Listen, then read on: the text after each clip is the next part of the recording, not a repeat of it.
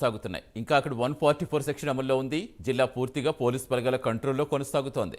మాచర్ల నియోజకవర్గంపై ప్రత్యేక దృష్టి పెట్టారు పోలీసులు. కొత్తగా కనిపించిన వారిపై ఆరా తీస్తున్నారు. ఎక్కడికక్కడే బారికేడ్లు ఏర్పాటు చేశారు. హింసాత్మక కార్యక్రమాల్లో పాల్గొనే వ్యక్తులపై ఆరా తీసి వారి కదలికలపై నిఘా పెట్టారు పోలీసులు.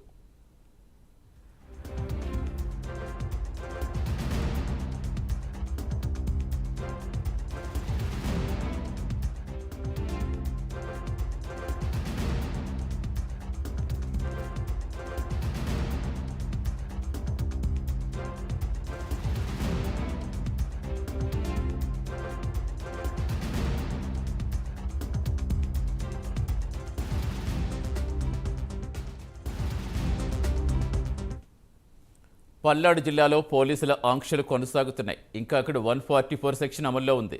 జిల్లా పూర్తిగా పోలీస్ బలగాల కంట్రోల్లో కొనసాగుతోంది. మాచర్ల నియోజకవర్గంపై ప్రత్యేక దృష్టి పెట్టారు పోలీసులు.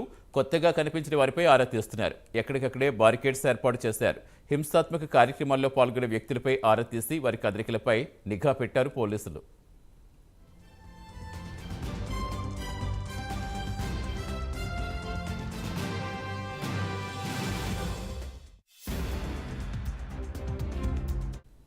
పూర్తి సమాచారం ఇచ్చేందుకు మా కరెస్పాండెంట్ రవికృష్ణ జరుగుతారు. రవికృష్ణ, ఇంకా మాచర్లు అయితే ఇంకా అదే టెన్షన్ కంటిన్యూ అవుతోంది. ప్రస్తుతం ఎలా ఉంది అక్కడ సిచ్యువేషన్ ఏంటి? అధికారులు ఏం చెప్తున్నారు? పోలీసులు ఇంకా ఎలాంటి భద్రతా చర్యలు చేపట్టారు? సతీష్, పల్నాడు జిల్లాలో 5వ తేదీ వరకు కూడా 144 సెక్షన్ అనేది కొనసాగుతూనే ఉంది. ముఖ్యంగా కూడా మాచర్ల నియోజకవర్గంలో మాత్రం 144 సెక్షన్ తో పాటుగా కూడా పోలీస్ ఆంక్షలు కూడా కేసులు కూడా ఉన్నటువంటి పరిస్థితి అయితే ప్రస్తుతం కనపడుతుంది. ఆ 144 సెక్షన్ తో పాటుగా కూడా అక్కడికి వచ్చేటువంటి వాహనాలు ఏదైతే ఉన్నాయో వేరే ప్రాంతాల నుంచి వచ్చే వాహనాలు కూడా పూర్తిగా కూడా తనిఖీ చేస్తున్నారు. తనిఖీ చేసి దానికి సంబంధించి ఆ వాహనాలకి సంబంధించిన వ్యక్తులు వివరాలు తీసుకున్న తర్వాత లోపలికి అలౌ చేస్తున్న పరిస్థితి ఉంది. అదే విధంగా కూడా ఎవరైతే సంఘ విద్రోహ శక్తులు ఎవరైతే ఉన్నారో వాళ్ళ గురించి కూడా పెద్ద ఎత్తున ఆరా కూడా తీస్తున్నారు. అదే విధంగా కూడా హింసాత్మక చర్యలకు పాల్పడేటువంటి వ్యక్తులు ఎవరైతే ఉన్నారో వాళ్ళ కదలికల మీద ఎప్పటికప్పుడు ఆరాధిస్తున్న పరిస్థితి, వాళ్ళ మూవ్మెంట్స్ కూడా గుర్తిస్తున్నటువంటి పరిస్థితి ఉంది. ఈ నేపథ్యంలోనే పోలీసులు మాత్రం చాలా అప్రమత్తంగా ఉన్నారు. అక్కడ ఎటువంటి అవాంఛనీయ సంఘటన జరగకుండా కూడా పెద్ద ఎత్తున కూడా చర్యలు తీసుకున్న పరిస్థితి ఉంది. ఇప్పటికే వివిధ కేసుల్లో ఉన్నటువంటి ఈ వ్యక్తులు ఎవరైతే ఉన్నారో వాళ్ళ అరెస్ట్ అయితే మాత్రం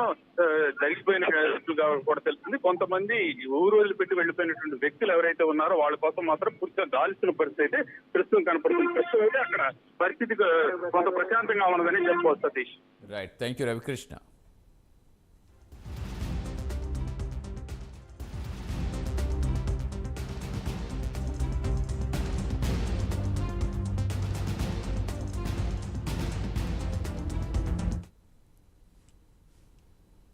గుంటూరు జిల్లా